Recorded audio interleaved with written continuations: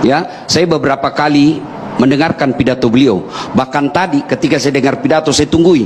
Begitu dia katakan pidatonya yang berapi-api, langsung saya berdiri. Ini yang saya tunggu. Ini sudah yang saya tunggu ini. Satu, saya berharap Bapak Prabowo dari pidatonya tadi, Mbak Sarah tadi katakan bahwa beliau itu apa yang diucapkan itu yang dilakukan. Saya berharap ya Allah, mudah-mudahan pemimpin inilah yang memulai tidak ada lagi politik pencitraan. Politik pencitraan ini dalam ilmu politik, saya belajar tentang komunikasi politik pada saat S3. Politik pencitraan itu wajar dalam dunia politik, tapi bagi orang beragama pencitraan itu kemunafikan, dan tidak ada yang abadi dengan kemunafikan. Buktikan pemimpin yang berkata lain dengan yang bertindak lain, pasti akan hina pada akhirnya. Maka saya berharap ya Allah, Prabowo ini saya berharap mudah-mudahan ini pemimpin tertinggi yang akan menghilangkan ke bawah semua pemimpin-pemimpin pencitraan. Satunya kata dengan perbuatan. Yang ketiga, ketika mendengar pidato beliau, saya teringat Rasulullah ketika hijrah dari Mekah ke Madinah karena diusir. Ya kan? Prabowo kan juga pernah hijrah. Ya. Dan hampir semua nabi itu melakukan perjalanan jauh. Rasulullah melakukan perjalanan jauh dari Mekah ke Syam, yang kita kenal dengan Syria sekarang. Ibrahim alaihissalam melakukan perjalanan jauh dari Syam ke Mekah. Itu pesannya, kalau mau jadi pemimpin harus punya wawasan yang luas. Tidak boleh menjadi katak dalam tempurung. Harus baca perkembangan dunia. Dan Bapak Prabowo bisa dilihat pergaulan internasionalnya dengan pandainya berbahasa dengan beberapa bahasa. Nah, ketika saya dengar pidatonya, inilah yang Nabi katakan ketika beliau hijrah ke Madinah. Satu, utlubul ilma, tuntut ilmu pengetahuan. Yang kedua, kata Nabi pada saat itu, ahsin kalamaka, haluskan tutur katamu. Negara kita ini sudah kehilangan tutur kata yang baik. Memaki kita boleh tidak setuju, tapi jangan memaki. Coba ketika kita berjamaah, imam boleh diprotes, imam boleh ketika dia salah, kita tidak boleh ikuti yang salah, tapi ada aturan mainnya.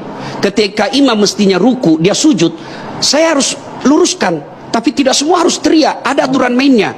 Imamnya di sini, yang belakang sebelah kanan itu harus ngomong. Siapa kalau dalam struktur negara, anggota DPR, jangan kau diam.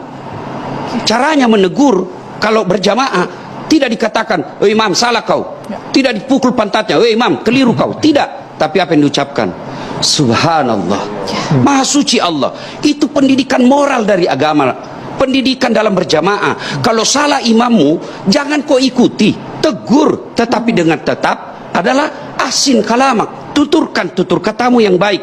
Itulah Nabi mengajarkan kepada kita, ya Rasul, untuk apa kau diutus kamu ke bumi ini? Mencerdaskan kumpulan bangsa, bukan itu saja, tapi apa kata Nabi? Liutammimal makarimil akhlak, memperbaiki akhlak manusia. Dan saya berharap kepada para politisi, jangan ajarkan rakyat kita ini bertutur kata yang kasar, bertutur kata yang tidak etis, karena anak-anak kita sekarang belajar dari politisi, belajar dari tokoh-tokoh. Maka kita berharap tunjukkanlah tutur kata yang baik. Dan saya berharap Bapak Prabowo memulai dari Bapak Prabowo. Kemudian setelah lihat pidato, andai saja saya boleh, mudah-mudahan Mbak Sarah bisa sampaikan ke beliau, itu Rasulullah pernah mengingatkan, kalau mau tegak ini negara ada 4 hal yang harus diperhatikan. Kalau kita masih percaya agama, dan itu tidak ada pilihan, kita harus percaya agama. Kenapa? Kita sudah bikin ikrar Pancasila. Sila pertama ketuhanan yang Maha Esa. Betul kita bukan negara Islam, tapi kita bikin deklarasi kita negara yang percaya kepada ketuhanan yang Maha Esa. Lalu agama mengajarkan sebagai orang Islam, sebagai pendakwah, satu kata Nabi, kalau mau tegak ini negara, adilnya para pemimpin. Adil itu tidak bisa dipisahkan dengan penerakan hukum. Adil itu bukan lisan, tapi adil itu adalah penegakan hukum. Negara akan kacau balau kalau hukum kita permainkan. Kenapa ada ribut-ribut di akhir kekuasaan rezim sekarang? Karena ada kecenderungan hukum ini dipermainkan. Saya belajar lihat negara Amerika, pergantian pemimpinnya, tapi apa yang tidak pernah berubah? Mereka menghargai hukumnya. Agama itu hukum. Tidak ada gunanya ada negara kalau tidak ada hukum yang ditegakkan. Maka saya berharap kepemimpinan baru ini, saya mohon dengan hormat kepada Bapak Prabowo, tegakkan hukum seadil-adilnya. Insya Allah kalau hukum ditegakkan seadil-adilnya, maka rakyat pasti mendukung sepenuh dan tidak perlu kampanye 2 periode. Akan 2 periode otomatis kalau dia bermimpi dengan adil. Tepuk tangan yang